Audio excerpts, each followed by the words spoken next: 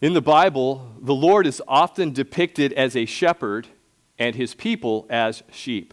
Psalm 23, the Lord is my shepherd, I shall not want. Psalm 100, we are the sheep of his pasture, we are the people of his hand. Shepherds are cast in a positive light because of their caring and nurturing nature.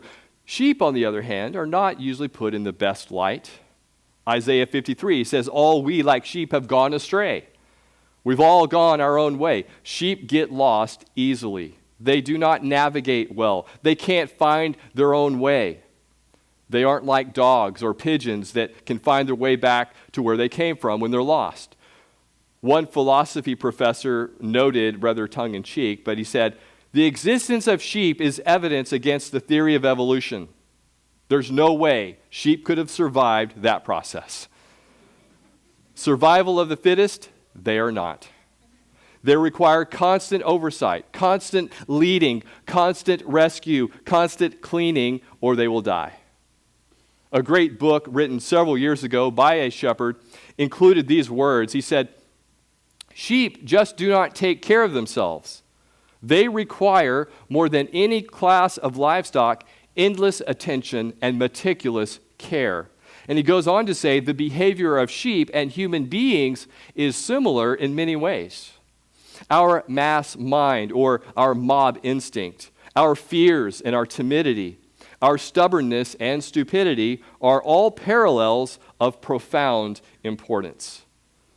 In fact, the only time sheep are placed in a favorable light is when they are placed under the good supervision of a good shepherd.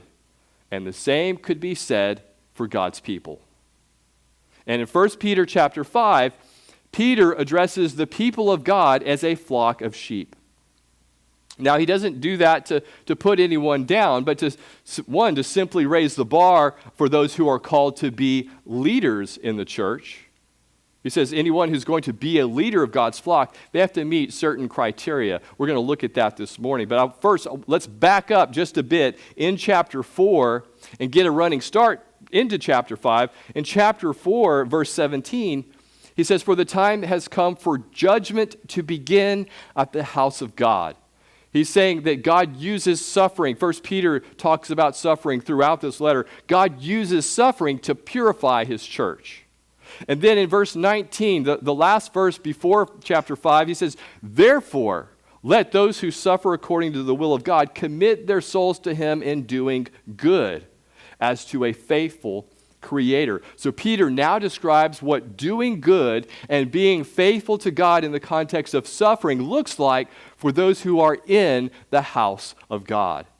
Our title this morning is Doing Good in the House of God, and he describes the role of shepherds and sheep, leaders and followers. First, we're going to look at shepherd leaders. Shepherd leaders in verses 1 through 4. We'll read those verses together. He says, the elders who are among you I exhort, I who am a fellow elder and a witness of the sufferings of Christ, and also a partaker of the glory that will be revealed, shepherd the flock of God which is among you, serving as overseers, not by compulsion but willingly, not for dishonest gain but eagerly, nor as being lords over those entrusted to you, but being examples to the flock. And when the chief shepherd appears, you will receive the crown of glory that does not fade away. Much of what Peter talks about here can also apply to dads and parents. Now, dads, you are the pastor of your family. Or if you're a single parent, you are a spiritual leader. You're the spiritual leader of your home. So as we go through this, although I'm not going to make many comments relating to that application, I want you to keep that in mind as we go. But I want you to notice 3 words in the first 2 verses. The first is the word elder. That word is the Greek word presbyteros. It's where we get our term Presbyterian from that word. It refers to someone who is mature in the Lord, not elderly in age necessarily, but not a novice. It simply speaks of the maturity and wisdom that would qualify someone for leadership in the church. The second word I want you to notice is overseers in verse 2. That is the word episkopos in the Greek. It's where we get our word episcopal. So we've covered the Presbyterians and the Episcopals already. From that word overseer, which it means to watch over. That's what the word overseer means, to watch over. The third word is the word shepherd, found in verse 2. And though it's used in the verb form here, it is often used in the noun form, shepherd. And the word in the Greek is poimen. Now, you need to know, all three of those terms are used interchangeably in the New Testament, all referring to the same office. It speaks of one individual, so three different words to describe one person. Why? The term elder describes his maturity, the term overseer describes his responsibility, and the term shepherd describes his ministry to feed sheep. And Peter, he's speaking to elders as a fellow elder. I love this. He doesn't come off as being superior. He doesn't say, I, Peter, the great apostle. No, I'm a fellow elder. I come as one of you.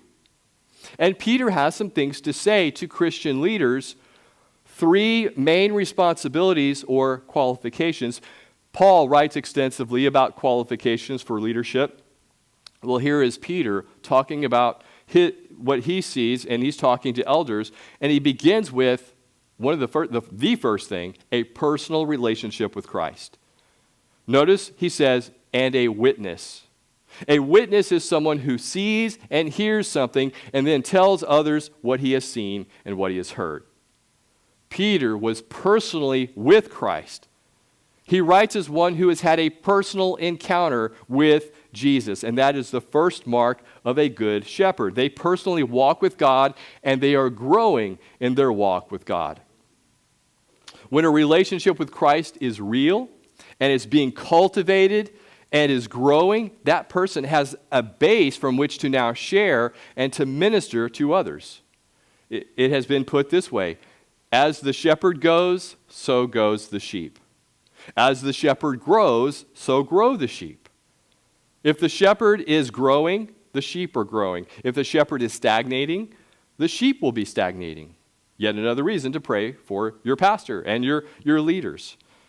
And this means church leaders are to be continually growing in their personal lives, their spiritual walks, their knowledge of the Lord and of His Word, and in their relationships and in their marriages.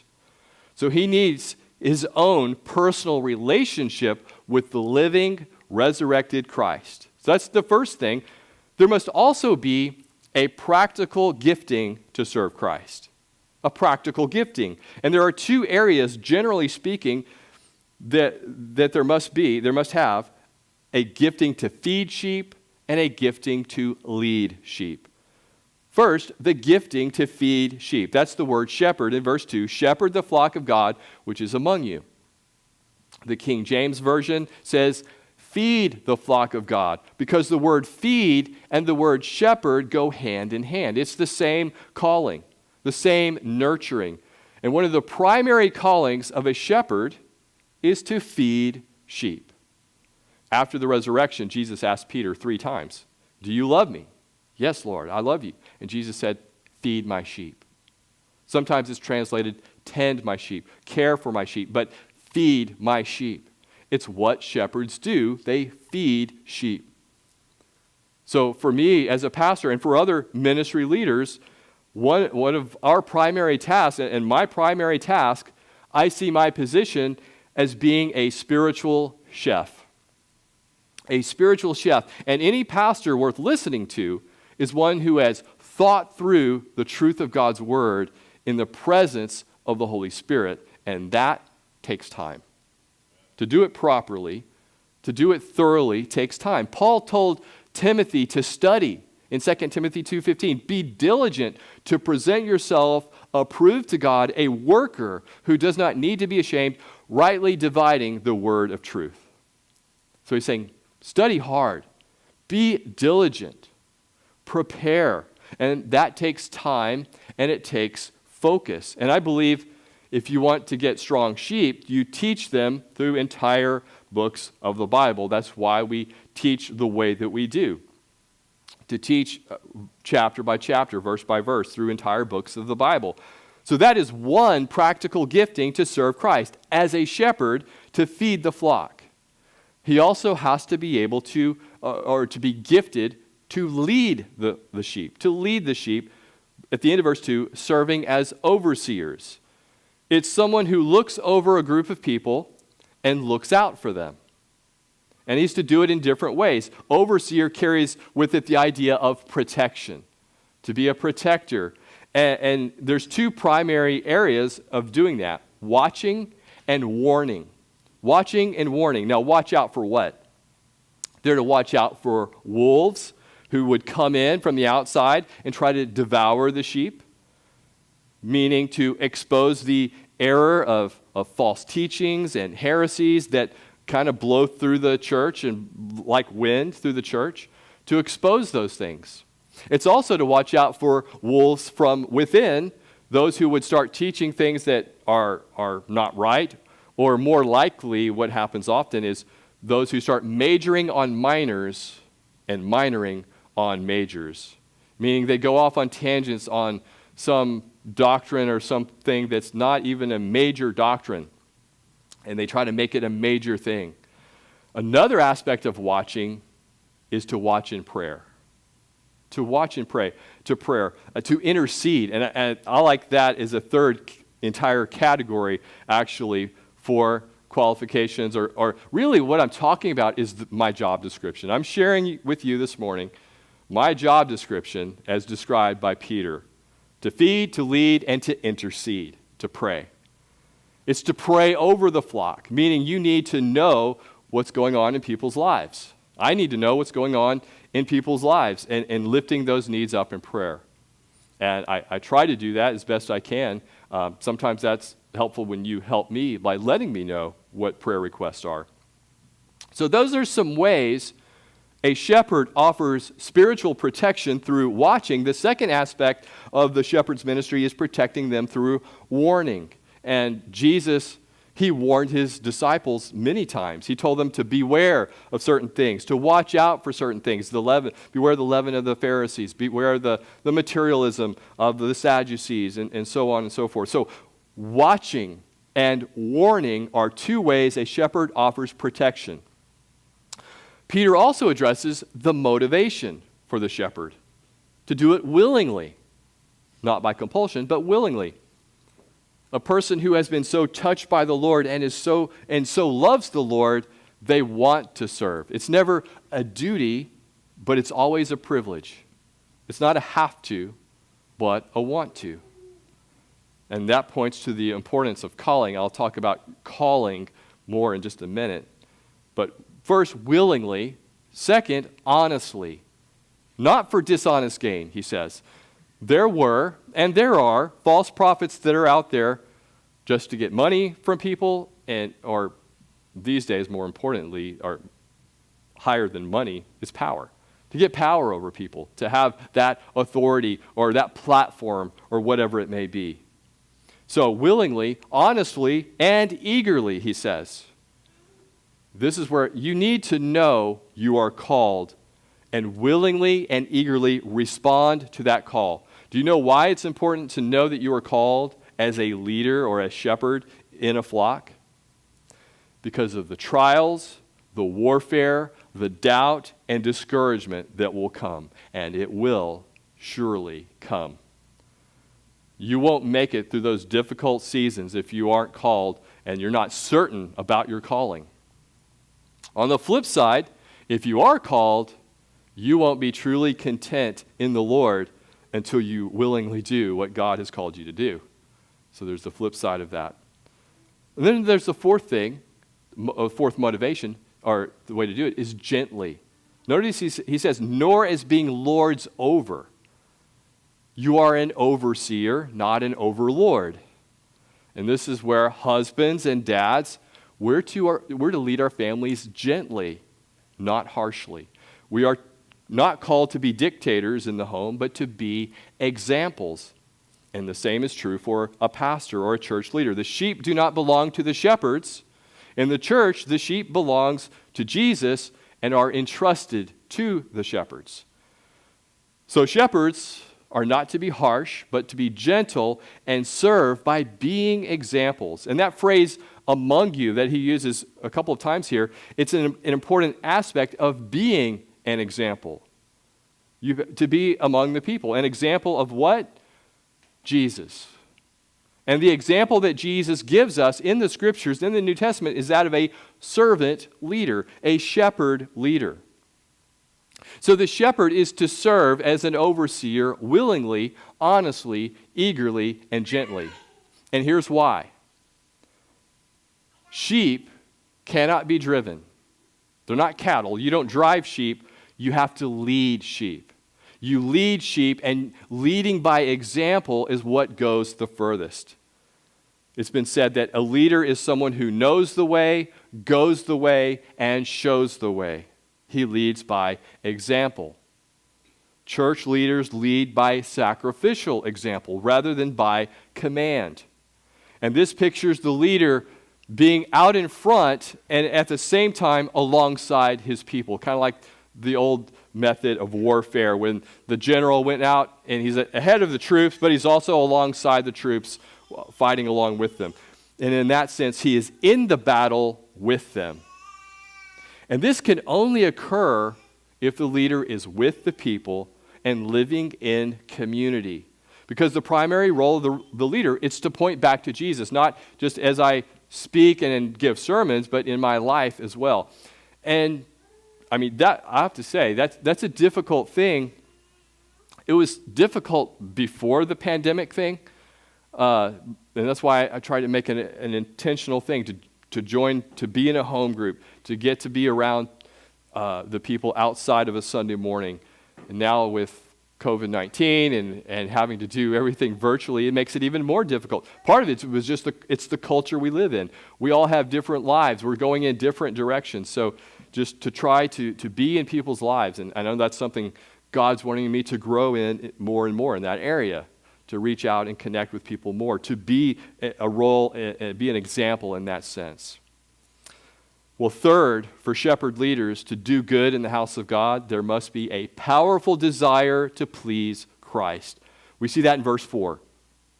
And when the chief shepherd appears, you will receive the crown of glory that does not fade away. This is one of the most beautiful titles of Jesus, the chief shepherd. That means that pastors or shepherds are just under shepherds, feeding his flock that he has entrusted to us. This is not my church. It belongs to Jesus. It's his church. He's the chief shepherd. I'm an under shepherd to what he wants to do. I'm entrusted with that. And Peter, he gives some assuring words to those who are pastors and leaders, those who are shepherd leaders. He says, you're going to get a reward. He's saying the best is yet to come. Look toward the goal of God's glory. So our motivation for ministry should not be to please people, but which that's impossible. If I try to please one person or one group of people, I'm certain to displease one other person and other groups of people. But no, I'm to please Jesus. And that results in a crown of glory. And there's a satisfaction in knowing, for me, there's a satisfaction in knowing that I've made a difference in somebody's life. And there's a sense of joy in knowing that the Lord has used you to impact someone for eternity.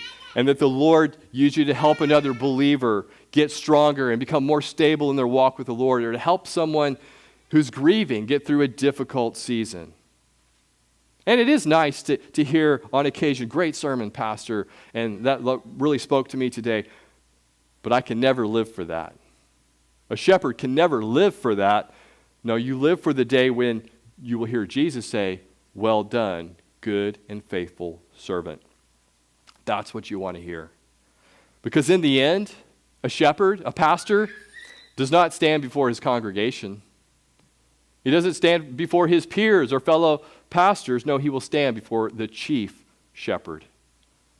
So Peter writes to the elders of the church saying that they are to be doing good in the house of God as shepherd leaders who feed the flock and lead the flock, watching and warning. They're to do so willingly, honestly, eagerly, and gently, and to do so and to be an example.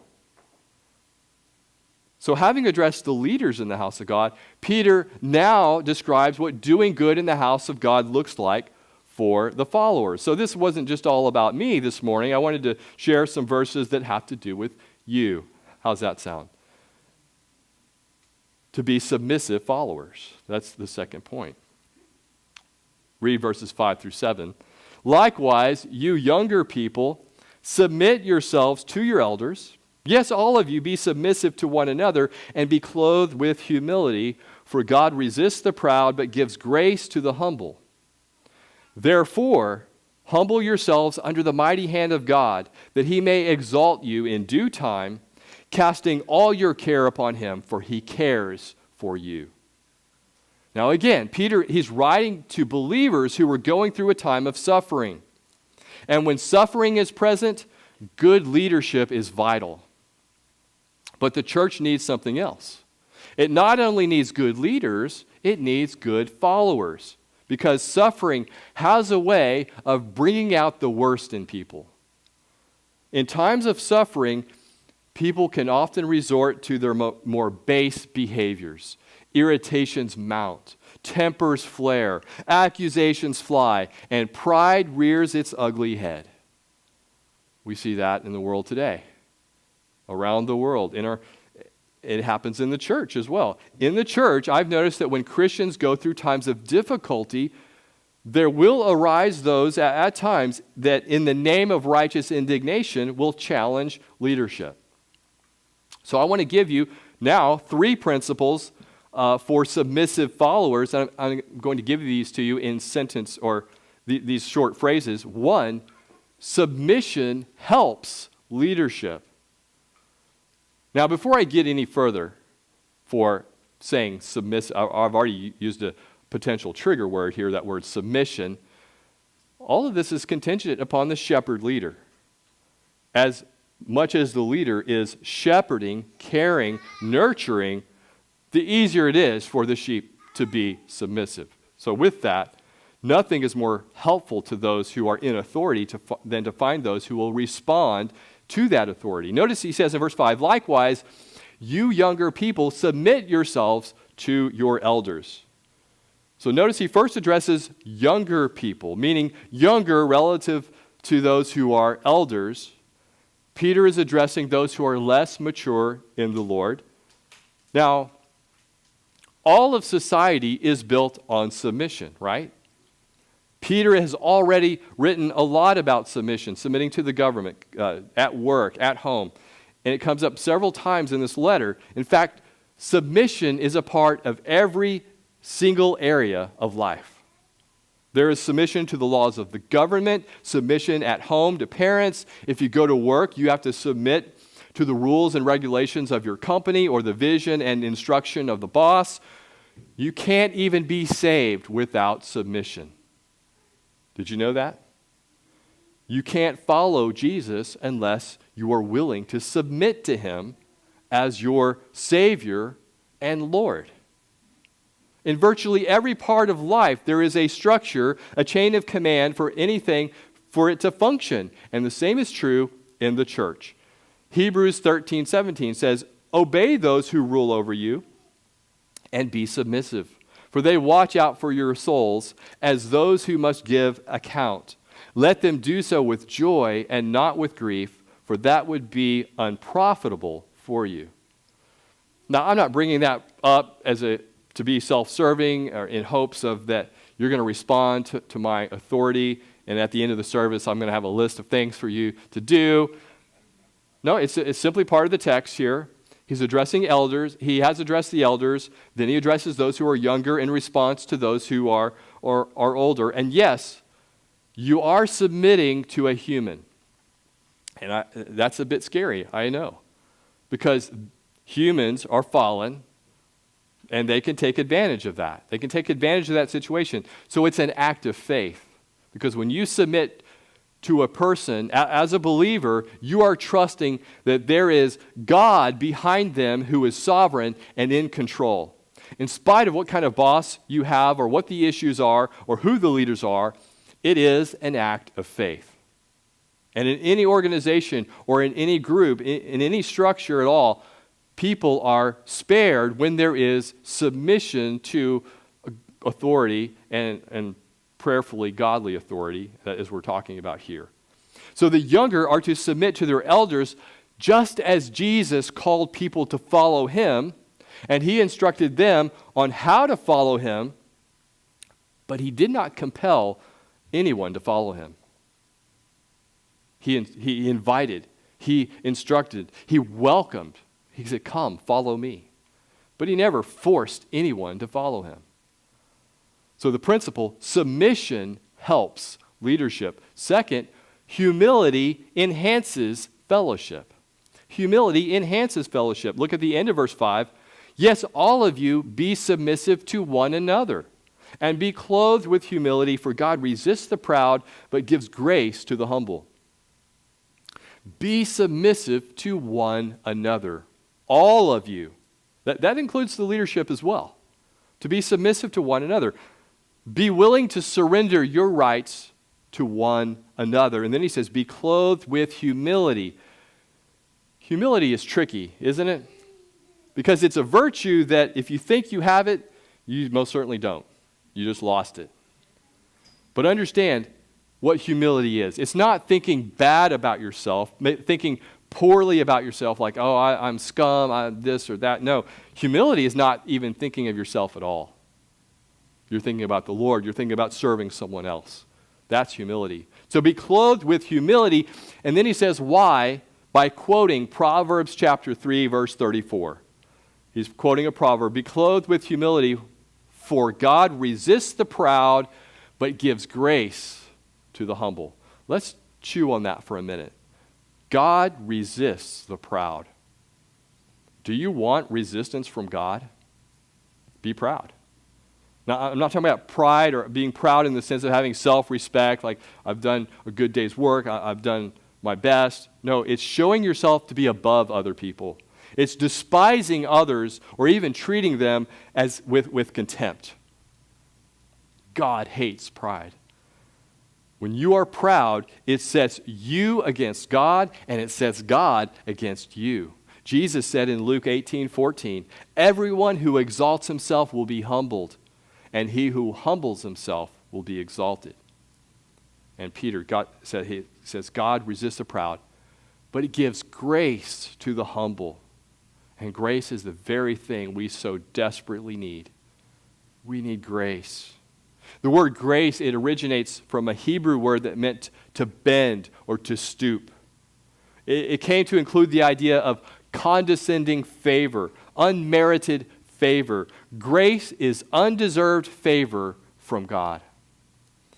But for those who defiantly say, I won't accept the grace of God, I will have no God reigning over me, God will oppose that person. In grace, he will first seek to bring them down in order that they might be humbled and repent and turn to him.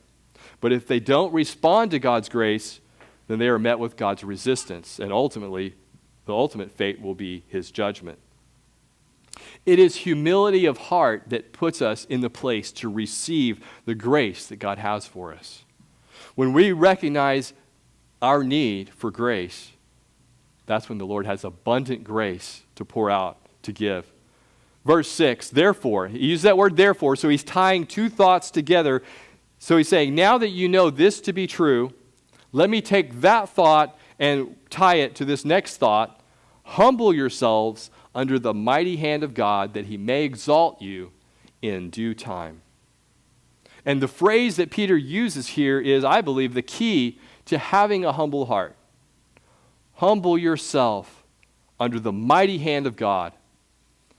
Humility is birthed in the heart when I see myself in light of how great God is. How amazing God is. He assigned the sea its limit so that the waters would not transgress his command. He's the creator of all things, creator of the universe. And the first step toward humility is just being captured by God and his greatness, his awesomeness. And notice God exalts the humble in due time, in his time. And when everyone in the house of God is humbling themselves under the mighty hand of God, it enhances fellowship. When we're humble before each other, when we're submitting one to another, that enhances the fellowship within a church. So submission helps leadership. Humility enhances fellowship. And here's the third, trust acknowledges lordship. Trust acknowledges lordship. We see that in verse 7. He says, cast all your care upon him, for he cares for you. Now, I know many of you have that verse underlined in your Bible.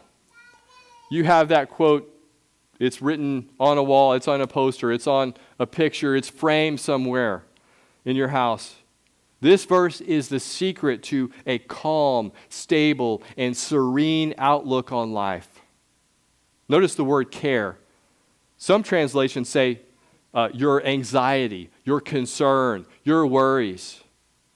When Jesus said, do not worry about your life, what you're going to eat, what you're going to drink, what you're going to wear, that's the word he uses for worry. It's in the word care here. It's the same word in the Greek.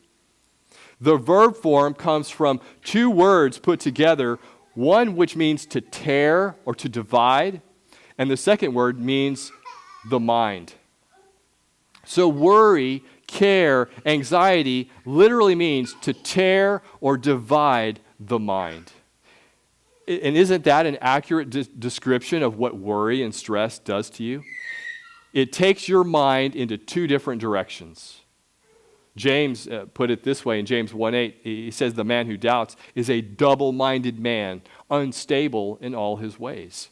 That's what stress and anxiety does. It's one of the great tyrants of our culture.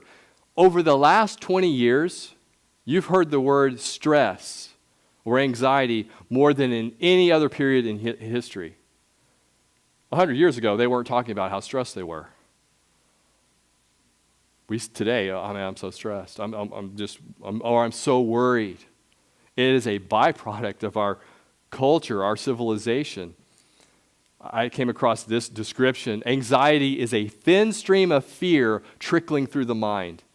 If encouraged, it cuts a channel into which all other thoughts are drained. Charles Spurgeon said, anxiety does not empty tomorrow of its sorrows, but only empties today of its strength. However you want to describe it, when our cares grow to the point of overwhelming us, it turns into worry and anxiety, and they have a way of just sucking the life right out of us. According to the National Institute of Mental Health, anxiety is the most frequently reported mental health problem. Anxiety disorders are the most common mental illness in the U.S., affecting 40 million adults, or 19.1% of the population every year. And those numbers, that's pre-COVID-19. I can't imagine what these numbers are now. One report said 13 million Americans spend the better part of every day feeling anxious. Again, that's pre-COVID-19. But for the believer, there is hope. Casting all your care upon him. That word cast is an energetic word. It doesn't say just drop it, just lay it to the side. No, cast it, throw it out there to the Lord. Throw all of the weight of your anxiety upon him. When stress, worry, care, and anxiety come your way, you have one of two choices. You can either carry it or you can cast it. You can cast it or carry it. Those are your two choices. Which is it going to be? Most of us tend to carry it until we're about to collapse under the weight. So we finally give up, and then we say, okay, I got to let it go now. I can't carry it anymore. And if I carry it, I'm going to be divided. I'm going to be torn, distracted, and disturbed. But if I let God carry it, I'm still going to have the problem. It's not going to go away. I'm still going to have the issue. I just won't be consumed by it. I won't be torn by it. That's the difference. Now, I want to point something out. There are two different words. There are two different words used here for the words care. In that sentence, in verse 7, you see the word care, cast your cares, for he cares for you. Cast all your care upon him. We've already talked about that word for care. Then, for he cares for you. That's a different word. It refers to God's heart. It's a picture of God as a loving and concerned father, a watchful shepherd, and a kind and gracious physician. So our anxiety and God's care are two very different things, even though we see the same word. His care does not cause him any anxiety. I know some of you might find this very hard to believe, but God is not overwhelmed by your life. You know that? He isn't pacing around heaven over your problem. On the contrary, his greatness is more than capable to meet the task. But to us, it's a different story, right? Our cares well up within us and threaten to destroy our souls. One way to check that is you think about all the things you have on your plate. Can I handle what is on my plate? And a good test is to ask, well, who put it there? Who put what is on my plate? Because if you put it there, you may not be able to handle it. But if God put it there, then you can say, Lord, I know you put this on my plate, and Lord, I can handle it because your grace is sufficient. If you put it there, you might need to take that off your plate. The very essence of worry is imagining that we are wiser than God. And as we attempt to do for him that which, well, he can't do that or he won't do that for me, so I'll take care of it. Anxious thoughts lead to other sins as well. Anxiety steals our peace and brings confusion. It robs us of our joy and it weakens our ability to rejoice. But there is a better way. Cast your burdens on the burden bearer. Cast your cares upon the Lord. Why? He cares for you. You see that? He cares for you. He cares for us. Now, how can we be sure that he really cares for us? Romans 8:32 says, he who did not spare his own son, but delivered him up for us all, how shall he not with him also freely give us all things? The gospel tells us he cares for us. He sent his own son because he loves us and he cares for us. He sent his son to die on the cross on our behalf to pay for the sins that we could not pay for. That's how much he cares for us. And we submit to the Lord as a response to his love and care for us. And when you submit, back to this aspect of submitting to leadership, when you submit to a human being, it's scary because they might abuse that privilege. They might take advantage of that position. But as a believer, you are aware of God's sovereignty. You are trusting in God's ability, his lordship in your life. You are acknowledging and trusting his lordship in that act of submission. If you go to the hospital to have surgery and you go under the knife, as they say, they put you under anesthesia. You know, you count backwards, 10, 9, 8, 7, and you're gone, you know. You go to sleep. That's an act of faith. To go in and just let them do what they're going to do with the knife. You are submitting yourself to the capable hands, the prayerfully capable hands of a surgeon, in hopes that in due time you will be raised back up, right? So just as Jesus surrendered to the will of the Father and went to the death of the cross, and God raised him up, as you surrender your will to the will of God, it is in hopes that he will raise you up. God loves the attitude of surrender and humility and submission. Those who would say, Lord, your will be done.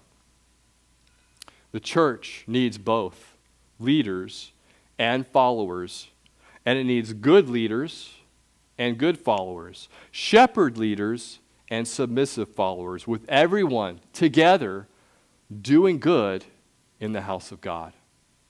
Let's bow our heads together.